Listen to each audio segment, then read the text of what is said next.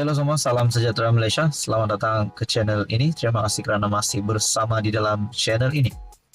Terkini saudara-saudara, kita dikejutkan dengan satu lagi berita. Ini pasti menggemparkan dan juga memberi kejutan kepada Istana Negara, dan juga rasanya bagi pendapat saya ini pasti mengejutkan yang di-Pertuan Agong Sultan Ibrahim. Saudara-saudara, sebelum ini kita mendengar pada pilihan raya kecil Kuala Kubu Baharu berkaitan dengan satu tindakan pamer gambar Agong yang menjadi bualan ramai orang. Nah, kita sudah tahu perkara ini melanggar Akta Pilihan Raya.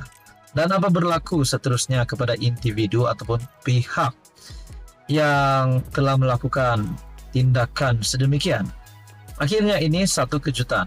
Satu artikel daripada FMT pada 30 Mei, pamer gambar Agong pada PRK Kuala Kubu Baharu, warga emas didakwa semula. Ini pasti satu kejutan kepada kepimpinan politik Malaysia. P. Ramasamy mengaku tidak bersalah di atas pertuduhan mempamerkan gambar yang di-Pertuan Agong Sultan Ibrahim pada kempen pilihan raya kecil Kuala Kubu Baharu. Seorang warga emas mengaku tidak bersalah di Mahkamah Magistrate Kuala Kubu Baharu hari ini atas pertuduhan mempamerkan gambar yang di-Pertuan Agong Sultan Ibrahim pada kempen PRK Kuala Kubu Baharu awal bulan ini. P. Ramasamy, 66, membuat pengakuan itu selepas pertuduhan terhadapnya dibacakan semula dalam bahasa Tamil di hadapan Mahakim Siti Fatimah Talib yang bertindak sebagai magistrat.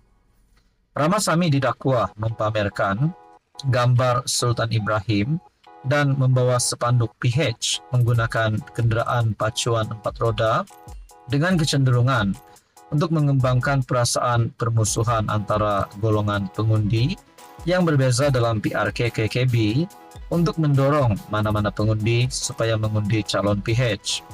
Perbuatan itu didakwa dilakukan di sekitar Taman Bukit Bunga dekat sini pada pukul 5.40 petang 4 Mei lepas mengikut Seksyen 4 dalam kurungan E Akta Kesalahan Pilihan Raya 1954 membawa hukuman penjara tidak lebih 5 tahun atau denda maksimum RM10.000 atau kedua-duanya jika sabit kesalahan.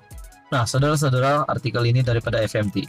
Inilah yang berlaku kepada mana-mana pihak yang cuba melakukan tindakan sedemikian, yaitu pamer gambar Agong pada mana-mana pilihan raya kecil. Apa komen Anda berkaitan dengan isu ini? Sekian saja, teruskan bersama di dalam channel ini. Halo semua, salam sejahtera Malaysia, tuan-tuan dan puan-puan yang amat dihormati. Saudara-saudara, selepas kita dikejutkan dengan isu kontrak rundingan terus yang melibatkan suami kepada salah satu pemimpin Pakatan Harapan ataupun salah satu menteri di dalam Kabinet Kerajaan Perpaduan, yaitu suami kepada Hannah Yeoh, Menteri Belia dan Sukan. Dan ini menimbulkan banyak persoalan. Adakah pemimpin PH ataupun menteri di dalam Kabinet Kerajaan Perpaduan pimpinan Datuk Seri Anwar Ibrahim terlibat dengan perkara ataupun isu kontrak rundingan terus yang di mana perkara ini adalah satu pembawaan yang tidak bagus dan satu pembawaan yang negatif yang akan membolehkan memberikan kesan yang buruk kepada pimpinan kerajaan, kerana umum mengetahui antara kontrak tender terbuka dan juga rundingan terus sudah pasti sekiranya antara pemimpin di dalam kerajaan perpaduan, keluarga pemimpin ataupun menteri di dalam kabinet kerajaan yang terlibat dengan rundingan terus, sudah pasti ini akan membawa kepada satu pandangan yang negatif. Akhirnya saudara-saudara, berkaitan dengan isu ini, menurut Exco, projek DRT Selangor bukan melalui rundingan terus. Dan begitu juga saudara-saudara yang amat dihormati, tuan-tuan dan puan yang saya amat hormati semua, melalui satu kenyataan daripada Syabuddin Husin ataupun Syabuddin.com, MB Selangor sedia dedah butiran lengkap kontrak kepada suami menteri. Menteri Besar Selangor Amiruddin Syahri berkata, kerajaan negeri sedia mendedahkan butiran penuh pelantikan Asia Mobility Technologies Sdn Bhd untuk perkhidmatan pengangkutan awam perbatuan pertama dan terakhir di negeri itu. Persoalan timbul mengenai kemungkinan layanan keutamaan dan konflik kepentingan susulan pendedahan Asia Mobility antara dua syarikat diberikan projek rintis Demand Responsive Transit ataupun DRT tanpa melalui tender terbuka. Ketua Pegawai Eksekutif syarikat itu, M. Rama Chandran, berkahwin dengan Menteri Belia dan Sukan, Hanayo.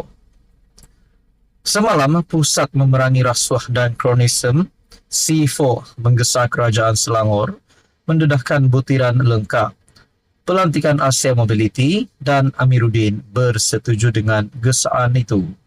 Kami sanggup lakukannya, katanya dalam sidang media ketika ditanya berhubung gesaan C4. Kami tiada masalah berbuat demikian kerana kami ada kebebasan maklumat. Amiruddin berkata, kerajaan negeri terbuka untuk menyediakan minit mesyuarat membabitkan agensi pengangkutan awam darat ataupun APAD. Katanya, dua syarikat itu hanya sebahagian daripada proses pembuktian konsep POC Bus on Demand selama 9 bulan. POC ialah kajian kebolehwaksanaan untuk membuktikan sesuatu idea itu boleh dilaksanakan. Nah, saudara-saudara, perkongsian daripada Syabuddin Husin, Menteri Besar Selangor sedia dedah butiran lengkap kontrak kepada suami menteri. Tulisan daripada Syabuddin pada 30 Mei, manakala Exco pula dalam satu artikel pada 29 Mei menyatakan projek DRT Selangor bukan melalui rundingan terus. Mungkin ini sedikit sebanyak akan membawa kepada kecaman kepada Pakatan Harapan dan Kerajaan Perpaduan. Tapi pada akhirnya lain pula yang berlaku. Kita dapat lihat ini adalah satu penafian bahawa perkara ini ataupun isu kontrak ini yang didakwa secara rundingan terus akhirnya dinafikan. Jadi saudara-saudara, berkaitan dengan isu ini, apa komen Anda? Sekian saja, teruskan bersama di dalam channel ini.